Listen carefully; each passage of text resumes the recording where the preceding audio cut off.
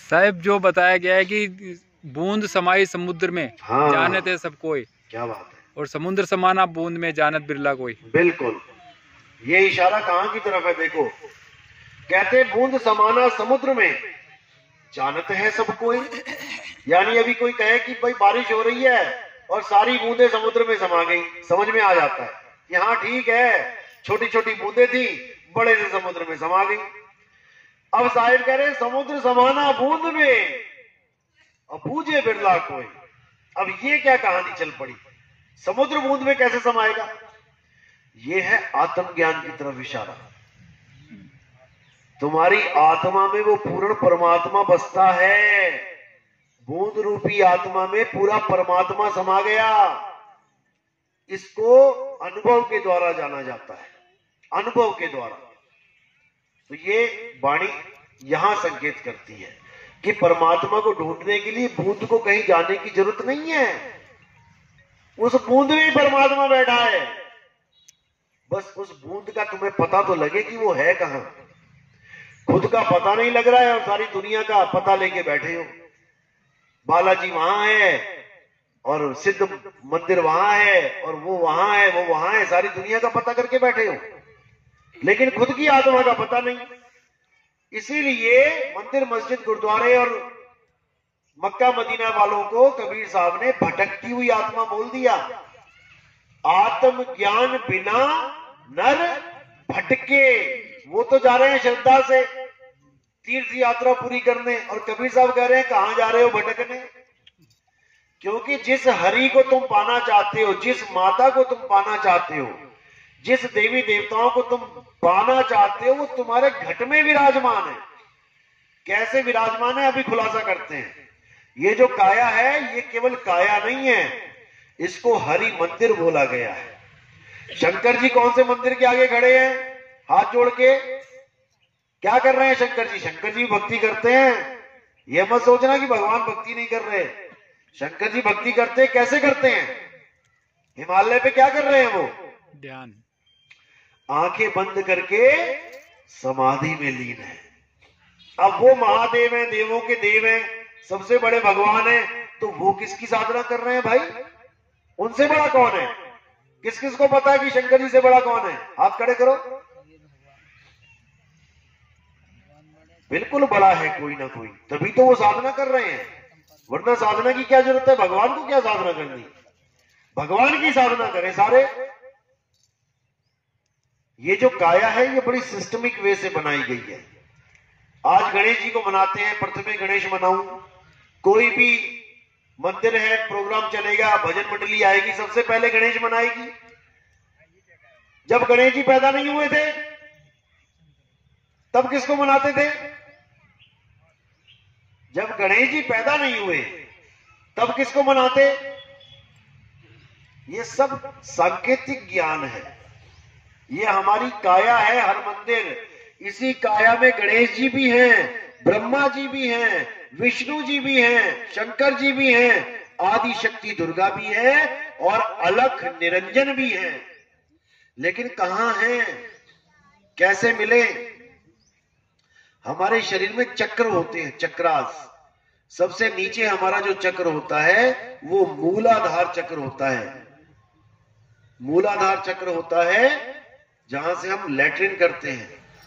वहां पर जो चक्र है उसको मूल चक्र गणेश जी का वास कहते हैं। उसका कार्य क्या होता है? फाटक को बंद करना और खोलना। देव गणेश जहां रूपा थानो, वहां पे थाना लगा रखा है। सबसे पहले गणेश जी की पूजा इसलिए होती है क्योंकि चाहे किसी भी धर्म का आदमी क्यों ना हो, हिंदू हो, मुसलमान हो, सिख हो, ईसाई हो, सबसे पहले वो गणेश को मनाएगा। कैसे मनाएगा? सुबह उठते ही कहां भागते हैं सारे? गणेश जी को मनाने के लिए भागते हैं। चाहे हिंदू हो, चाहे मुसलमान, चाहे सिख हो, चाहे ईसाई, सबसे पहले गणेश की मनाएंगे, नहीं तो काम खराब है। अब इस गणेश जी से ऊपर थोड़ा सा उठते हैं तो वहां पर हमारा स्वाद चक्र होता है। आप इंटरनेट पे देख सकते हैं हमारे शरीर में कमल कितने हैं। ये कमलों की बात कर रहा हूं मैं। तो गणेश जी के ऊपर ब्रह्मा जी का वास है, जहां हमारा लिंग चक्र है, स्वाद चक्र कहते हैं। वहां ब्रह्मा जी का क्या काम लगा रखा है, ड्यूटी? ब्रह्मा जी क्या करते हैं? सृष्टि पैदा करते हैं। कैसे होती है? जब आदमी औरत की शादी होती है तो ब्रह्मा जी ही वहां से सृष्टि पैदा करते हैं, बीज डालते हैं गर्भ में। ब्रह्मा जी के 4 मुंह क्यों दिखाए गए? क्योंकि ब्रह्मा जी चारों तरफ से, हर तरफ केवल ब्रह्मा जी ही सृष्टि कर रहे हैं। 5वां सिर था, क्यों फोड़ा गया ब्रह्मा जी का? क्योंकि चेतना ऊपर की तरफ जाती है तो काम का नाश हो जाता है। जब ये चेतना ऊपर की तरफ जाती है, ब्रह्मा जी जब 5वां सिर हुआ था ना ब्रह्मा जी का, तब उसका नाश कर दिया गया। किसने किया था? भोले शंकर ने किया था। और 4 सिर क्यों निकले थे? ब्रह्मा जी की एक पुत्री थी संध्या, शिव महापुराण पढ़ो। जब संध्या को पैदा किया तो कामदेव ने ब्रह्मा जी के तीर मार दिया। ब्रह्मा जी कामदेव के तीर से इतने ज्यादा उनकी हालत खराब हो गई कि अपनी ही पुत्री के साथ विवाह करने के लिए भागने लगे। वो दाएं भागी तो दाएं भागे, वो बाएं भागी तो बाएं सिर निकल आया, वो आगे भागी तो आगे सिर निकल आया, वो पीछे भागी तो पीछे सिर निकल आया। चारों दिशाओं में सिर निकल गए। जब वो ऊपर को भागी तब ब्रह्मा जी का जब 5वां सिर निकला तो शंकर जी ने त्रिशूल से उस सिर को फोड़ दिया। ये संकेत क्या है कि काम वासना चारों तरफ तो रहेगी, लेकिन जब सूरत ऊपर की तरफ चलेगी तो काम वासना खत्म हो जाती है। ब्रह्मा जी का काम है सृष्टि में बीज डालना, उसके ऊपर विष्णु जी का वास है। विष्णु जी कहां है? हमारे नाभि में, जो हमारी धुन्नी है, नाभि में जो छेद होता है यहां पे, वहां विष्णु जी का वास है। उसका क्या काम है विष्णु जी का? जो ब्रह्मा जी ने पैदा किया, जैसा भी पैदा किया, हिंदू, मुसलमान, सिख, ईसाई, कोई भी, उसको मां के द्वारा एक पाइप के साथ जोड़ देना। बच्चे को मां के साथ जोड़ने का काम है विष्णु जी का। वो ये नहीं देखते कि ये मुसलमान का बच्चा है, इसको ना जोड़ू, ये ईसाई का बच्चा है, इसको ना जोड़ू। नहीं, जो ब्रह्मा जी ने पैदा किया वो मुझे पालना है। इसलिए ब्रह्मा जी को पैदा करने वाला देवता बोलते हैं, विष्णु जी को पालने वाला देवता बोलते हैं। और जब विष्णु जी पालना करके बच्चा बाहर आ जाता है तो उस जो पाइप होती है उसको काट दिया जाता है। यहाँ पता नहीं क्या बोलते हैं, हमारे यहाँ नाड़ू कहते हैं, यहाँ भी नाड़ काटना, नाड़ काटना, तो उसको काट देते हैं। अब जब उसको काट दिया तो विष्णु जी का कार्य खत्म नहीं हुआ, वो पाइप खत्म तो विष्णु जी का कार्य खत्म नहीं। अब तुम जो भी खाओगे मुंह से वो जाएगा यही विष्णु जी के पास, और वो उस खाने का रस निकालेंगे। रस निकाल के तुम्हारे शरीर में लग जाएगा, और जो अपच है, जो चीज पचेगी नहीं, यानी जो तुम्हारे शरीर के किसी काम की नहीं है, वो आगे गणेश जी को ट्रांसफर कर दी जाएगी। निकाल दे भाई इसको, तो गणेश जी उसको निकाल देंगे। अब विष्णु जी का काम पालने का हो गया। अब इसके ऊपर क्या है? हृदय चक्र। हृदय चक्र में किसका वास है? भोले शंकर का वास है। उनका जो डमरू है, वो डमरू क्या है? हमारे दिल की धड़कन, डम डम डम डम डम डम। और जब झगड़ा हो जाए किसी के साथ तो यही तांडव बन जाता है, डम डम डम डम डम डम। देखो दिल, कोई तुम्हें मारने आए या तुम मारने जाओ, दिल पे हाथ रख के देखना जरा, तांडव चल रहा होगा, या तुम मरोगे या वो मरेगा। जब तक हृदय कमल में भोले शंकर इस धड़कन को ना रोक दे, यानी संहार ना कर दे, तब तक इस दुनिया का कोई भी डॉक्टर तुम्हें डेथ सर्टिफिकेट नहीं दे सकता। तुम्हारे शरीर के सारे अंग काम करना बंद हो जाए, कोमा में चले जाओ तुम, दिमाग तक बंद हो जाए, अगर धड़कन चल रही है ईसीजी में, तो तुम्हें डेथ सर्टिफिकेट नहीं मिल सकता, क्योंकि शंकर जी ने संहार किया ही नहीं। अब शंकर जी ने संहार कर दिया तब तो मिल जाएगा डेथ सर्टिफिकेट। और जिलाओ इसको। इसके ऊपर क्या है?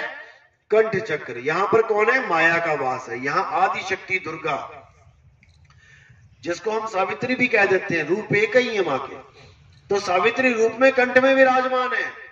इसका क्या काम है? इसका काम है अपने पति की हर बात को ट्रांसलेट करके बोलना। आदि शक्ति दुर्गा, इसका पति कौन है? दुर्गा जी कि आप एक शेर के साथ खड़ी हैं, इनका पति कौन है? दुर्गा कोई पति नहीं बता पाता। ब्रह्मा के साथ सावित्री, विष्णु जी के साथ लक्ष्मी, शंकर जी के साथ पार्वती, सबकी जोड़ी बनी हुई है, लेकिन दुर्गा जी की जोड़ी क्यों नहीं है? और उनको बोला भी मां जा रहा है और अर्धकुमारी भी बोला जा रहा है, आदि कुमारी आदि व्याई, मां भी बोला जा रहा है, लेकिन उनका पति कौन है किसी को समझ में नहीं आ रहा। उनका पति कौन है? अलख निरंजन। ये जो अलख निरंजन है ये उनका पति है, लेकिन इसको आज तक किसी ने देखा नहीं है। नाम सब जानते हैं, नाम टीवी के माध्यम से, रामलीला के माध्यम से, या पुराने जोगी जति तपी सन्यासी चलते थे लाल चोले वाले, भगवे चोले वाले, ये घर घर में अलग जगाते चलते थे, अलख निरंजन। ये नाम हमने सुना, बहुत बार सुना, लेकिन आज तुम कहो कि किसी दुकान पे जाके अलख निरंजन का कैलेंडर लेके आए तो दुकान वाला भी सोच में पड़ जाएगा, भैया कौन सा कैलेंडर दूं इसे, क्योंकि सुना उसने भी ये नाम, लेकिन उसकी कोई शक्ल नहीं है, वो निराकार है। अलख निरंजन निराकार है, और उसी को संत मत में मन कहते हैं। मन, ये मन ही निराकार है, मन ही निर्गुण है। इस मन की घरवाली कौन है? माया। इसीलिए दोनों का नाम एक साथ आता है कि भैया ये तो मन माया का खेल है। मन के साथ माया जरूर जुड़ेगी, क्योंकि आदि शक्ति माया महामाई है वो, और उनका पति है मन। इन दोनों के 3 पुत्र हैं तीन गुण रूप में, रजोगुण, सतोगुण, तमोगुण। रजोगुण ब्रह्मा, सतोगुण विष्णु, तमोगुण शंकर, ये तीनों पुत्र हैं मन और माया के। ये माया क्या करती है? मन में जो भी ख्याल आता है, यानी पति जो भी कहना चाहता है, क्योंकि पति बोल नहीं सकता, ये मन गूंगा है, तुम मुंह बंद करके बैठ जाओ और बोलते रहो कुछ भी, अरे भाई पानी पिलाना, वो ना पिलाता, क्योंकि तुम्हारी बात ही नहीं सुन पाएगा, वो मन गूंगा है। इस मन की हर बात को इसकी घरवाली बोलती है कंठ से। इसीलिए कहते हैं जितने सुर हैं ये माया के सुर हैं। जितने भी गायक हैं वो सब इसको भी मनाते हैं, कंठ प्रवेश करो। कौन? सरस्वती कंठ में विराजमान हो जाओ। वो भैया पहले से ही विराजमान है, तेरे कहने से थोड़ी नहीं आएगी, वो पहले से ही विराजमान है। इन्हीं स्वर व्यंजन से सारी दुनिया में अक्षर पैदा कर रही है, लेकिन कोई समझ नहीं पा रहा है। और ये सारी बातें अपने मन की करती है, अपने पति की बात करती है। मन में एकदम ख्याल आया कि चलो शादी की जाए, एकदम ऑर्डर जाएगा ब्रह्मा जी को, शादी करो। ब्रह्मा जी एक्टिव, शादी करने के लिए तैयार। सब कुछ ये मन और माया कर रहे हैं, लेकिन दिखाई किसी को नहीं दे रहे। ये ब्रह्मा विष्णु महेश जी जिसकी साधना करते हैं वो मन है, अलख निरंजन है।